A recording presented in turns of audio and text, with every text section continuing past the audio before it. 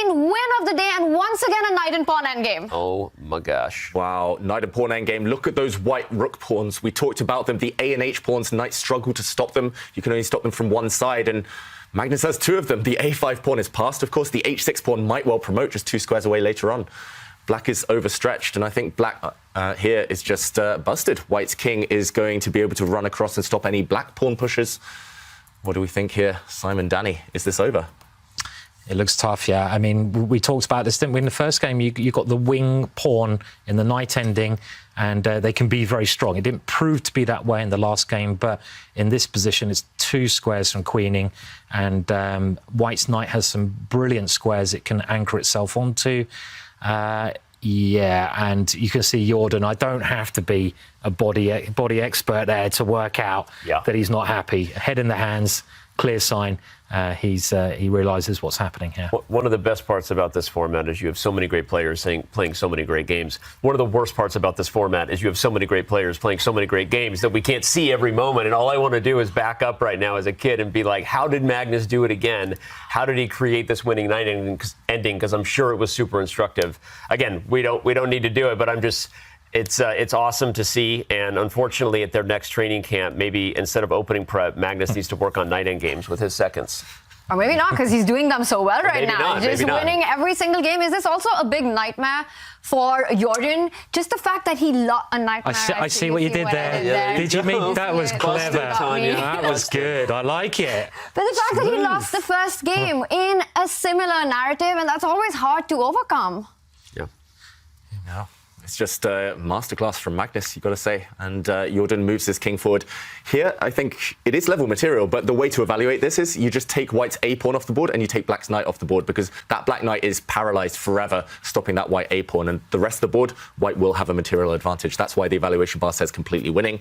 Magnus does just move his king across. Black's king can't roam too far away either, because White's knight will start grabbing some pawns. And here, okay, knight to A7 blockading. What's the breakthrough?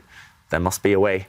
I mean, do you bring your king towards the left-hand side? I mean, if I was White here, you could try to zigzag on the dart squares in. You'd have to come back first to do that. That's one idea, just to support your pawn, to dislodge your opponent's knight. So I'm looking at my pieces. I'm trying to create ways to get in the position with my pieces. In the ending, the king, obviously a very strong piece. I'm looking at my knight the other way as well. And Danny, what? I have a really concrete line here. I'm wondering, can I play knight d8 check, and you have to guard the f7 pawn, and we have to calculate knight takes c6, whether it works or not. Yeah, good idea. That looks there you very go. I mean, tempting. they always say that the knight is a bit of a donkey when it comes to stopping past pawns, and this would be exactly that scenario.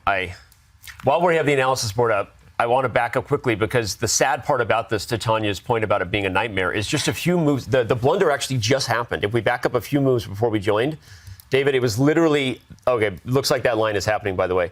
It was right here, and Jordan could have played knight e4 to keep the knight guarding the b7 pawn, knight d6. And he just made the bad decision of trading the b pawn for the d pawn instead. He played knight b5, and it was... So that was the sad part. It was just right before we joined, he just made a bad decision of allowing Magnus to have this outside passer. And now what we have on our live board, Magnus sacrificing the knight for that second pawn. Are we expecting resignation here by Jordan, David? Yeah, I mean, you might try a knight jump, a knight fork, a knight check, something, but none of it works. White's pawns, one of them's going to become a queen in the next 2-3 moves. Game over. But he's drinking water. Doesn't that mean he's doing well? Or look at that, he's got the water. Like that's actually juice, because you're sort of you need some electrolytes, because you're losing all of your. So there you go. He's got the juice going, but it's not a good juice, that one. It's not a good juice. You got to give a check and come back. Does that have any juice in the position? I see what you did there, Tanya, again. You're on fire, Tanya. It's our job to do the cringy puns. I know. What is happening? What is a cringy pun? I mean, Great pun. we'll let the people decide. Queen of the dad jokes. Yeah. Queen of the dad jokes. That's my job. All right, look at Magnus shuffling to g3, which is a real killer. It's like, I'm not even going to walk my king into any possible forks. Resign, Junior. It's over. So